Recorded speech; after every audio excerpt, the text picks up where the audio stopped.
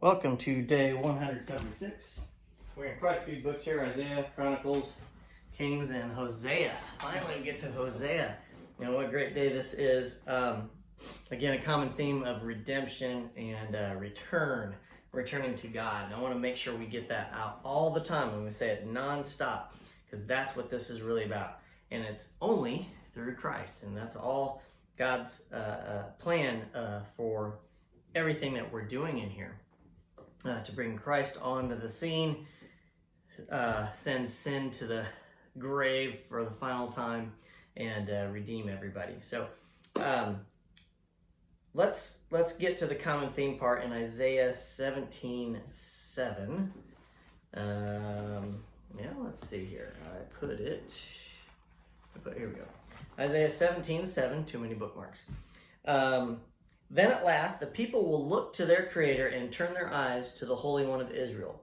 So, in the reading, it's talking about how Israel's attacked and going to be attacked and going to be led away. And Hosea comes on the scene, and God uses the prostitute. He marries a prostitute and describes how they're going to be led astray. But eventually, in the same reading today, it talks about there will be a return, but not by their own power. It'll be by God's power.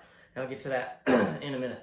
So the common theme of redemption is throughout the whole Bible, but also a common theme in the people of Israel is that, you turn your back on God, you're going to suffer the consequences, but I'm going to make a way for you to come back. But it'll be me that brings you back, not you.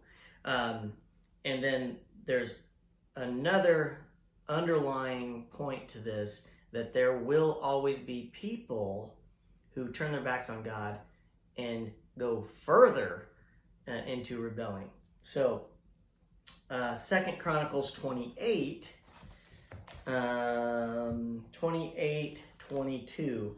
Even during this time of trouble, King Ahaz continued to reject the Lord. So, we're going to be talking about kings here in this next point, but I'll just talk about it with this. So, King Ahaz, on your list, he was not pleasing to the Lord. So whatever your list is, I know you can't see this, whatever your list is, or if you go to your study Bible and you bring up the list of your kings and your King Ahaz, during this time period, they're really struggling.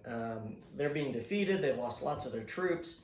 King Ahaz, during this time, really turns his back on God even further and rebels further. It's just like Pharaoh. Now, God turned Pharaoh's heart hardened. He hardened Pharaoh's heart.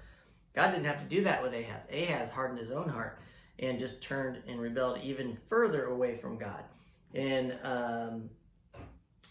so that was in Judah. And remember, Judah usually has the better kings, but Ahaz was a king that was not pleasing to the Lord.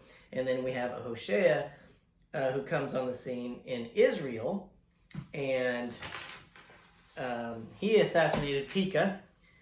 He was evil in the Lord's sight, and a couple different times he began to rule either near the end of Jotham's reign or in the beginning of Ahaz's reign. If you read that, you weren't sure about that stuff. If you're keeping track, you noticed there was something strange about when. It's just during that time he began to reign, but he assassinated King Pekah of Israel. So there's just all this horrible stuff going on. They're tearing apart the temple of God. And Ahaz even turns further away from God. So you have redemption, and you have you have hardened hearts. And that is going on back then. It still goes on today. And even more so today, you're having people just totally give the finger to God. So it's a horrible, horrible time. So now, 2 more points here. We get into Hosea, and he describes all the things that is going to happen, and God's going to be like, hey, you know what? You deserve all this. This is what's going to happen. You're going to be people who are not my people, but eventually I'm going to make you my people. I did want to say something about the kings, and then we'll get back to that. In 2 Kings 18:5, I thought it very notable about King Hezekiah. So Hezekiah becomes king after Ahaz. So Ahaz finally leaves the scene, and then Hezekiah comes on the scene in 18:5. It says this about Hezekiah. Hezekiah trusted in the Lord, the God of Israel. There was no one like him. Okay, stop right there. This is during a time period where all of Israel is really rebelling and worshiping idols everywhere. And during that time, there still is a remnant. And that's the part that we need to get. There's a remnant throughout all of this that isn't really on the scene. It's just behind the scenes, okay? So Hezekiah obviously had found the Lord, or the Lord found him, and he becomes king. There was no one like him among all the kings of Judah, either before or after his time.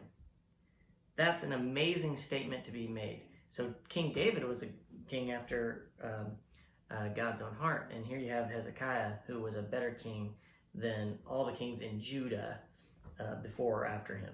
He remained faithful to the Lord in everything, and he carefully obeyed all the commands the Lord had given Moses. So that was the big deal, that Hezekiah was in the midst of all this turmoil and all the people worshiping other gods and idols. Hezekiah reigned truthfully, and God, blessed him for it and made him a good king. So what a wonderful thing in the time of turmoil. As long as we rely on the rock of salvation, we will be taken care of. Now back to Hosea. In Hosea 1:7, it says, "But I will show love to the people of Judah. I will free them from their enemies, not with weapons and armies or horses and charioteers, but by my power as the Lord their God." Okay, so they're talking about Judah here, not all of Israel. So in the end times, God saves Israel miraculously from an attack, not by Israel's power. Israel is a great power right now, and that's why they have not been annihilated by all the surrounding nations. They are just absolutely a formidable opponent.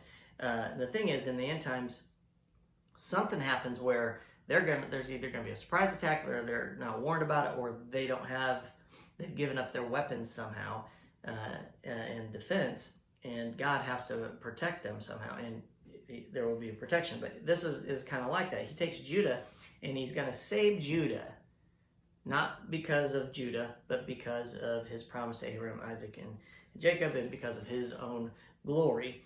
And he's going to do it by his own power. That's the key here. By his own power. It won't be by their power. So he's going to make sure there's a remnant in Judah. And then we get to Hosea 1:11. "Then the people of Judah and Israel, so Judah and Israel, will unite together. They will choose one leader for themselves, and they will return from exile together. What a day that will be, the day of Jezreel, when God will again plant his people in his land." Okay, so there's two exiles really that happens in the Bible. And the main exile is the big one where it lasts for like 2,500 years. So, or whatever, it's coming. So they've already had people taken away and brought back, so you could say that was a minor exile. So the amount of exiles that happened is not important. What is important is that Israel and Judah come together finally again. And out of their exile, they will come back to their land. And so May 15th, 1948, they came back to their land. And if you don't know what I'm talking about, look that up. And it's a pretty big date.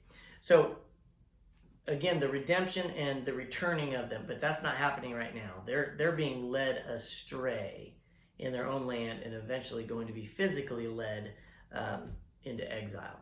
And I just can't wait for those periods to happen so we can talk about that stuff. So that is day 176. I will see you tomorrow.